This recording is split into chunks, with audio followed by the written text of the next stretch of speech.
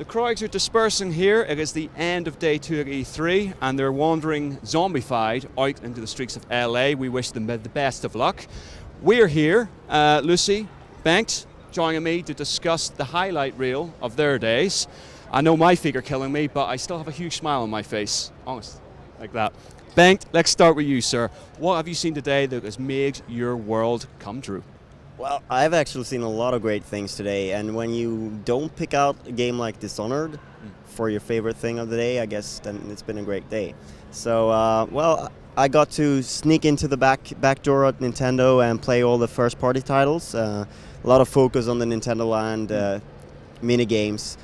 Played some of the what's it called, the Luigi's Mansion thing, and the Donkey Kong Crash Course, which was actually kind of tricky because you're sort of navigating a little, I guess, barrel bike thingy through some intricate labyrinth thing, and it was way more tricky than it looked from the outset. So I did that, but I think what I liked the most at the Wii U hands-on was Pikmin 3. I'm a big fan of Pikmin, and the new game is just. Yes, looks gorgeous, and the most we got to try, we got a boss fight and something where you had to collect a lot of fruit in a lot of time. It's really nice, and I didn't feel that the use of the tablet was intrusive. I've played it with a Wii mode, so and you only use that as the map, and so you could watch a replay after the fact to see how you played the level and sort of, you know. Does that convince you about the power of Wii U then?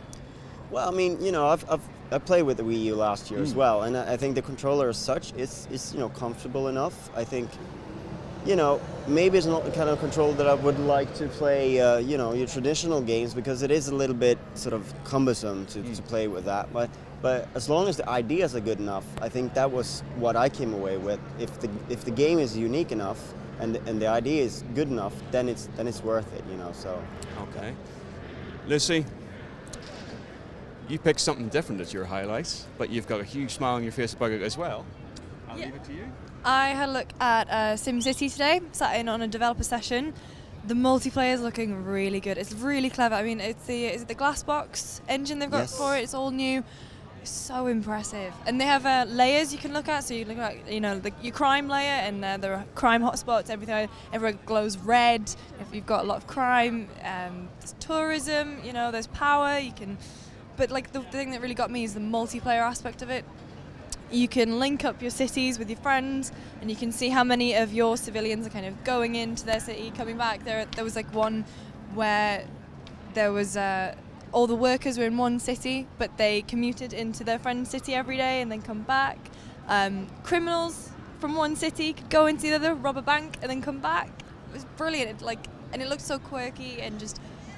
Max is finally back on top, I think, because I don't think Sims 3 has been as good, but it's really good. I'm really excited for it. And then there's me. My greatest thing of today is also the thing that made me look like a massive prat to both the cameraman here and the rest of the room and John. Was it Carmack. a mirror? Oh, sick burn, says the man wearing the hat. Come on. I think you need to check yourself. I thought we agreed not to mention the hat. I think I need to mention the hat now after a crack like that. Shocking. The man is so jealous. It just seeps out of him. Yeah, I was meant to do that thing that you did, but then it was rescheduled and you got to do it. And I got to do it, so ha. And that thing was John Carmack's tech. How can I describe it? It's essentially a DIY kit that straps 2 screens to your eyeballs via a visor. It looks like a kid's makeup, right?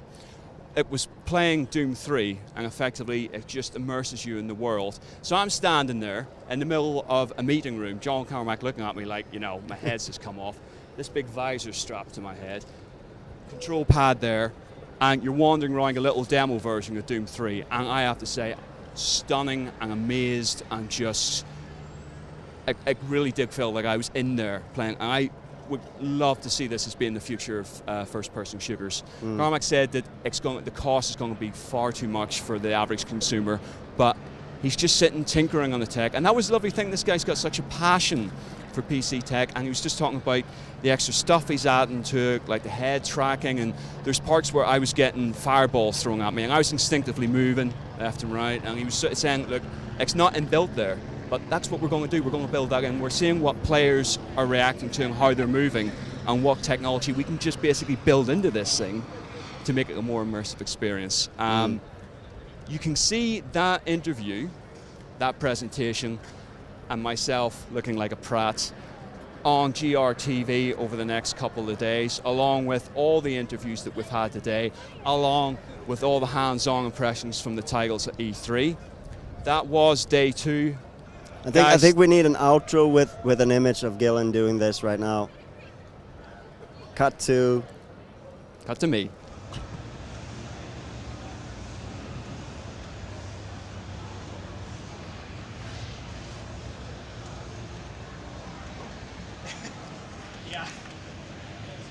Yeah, you're all right.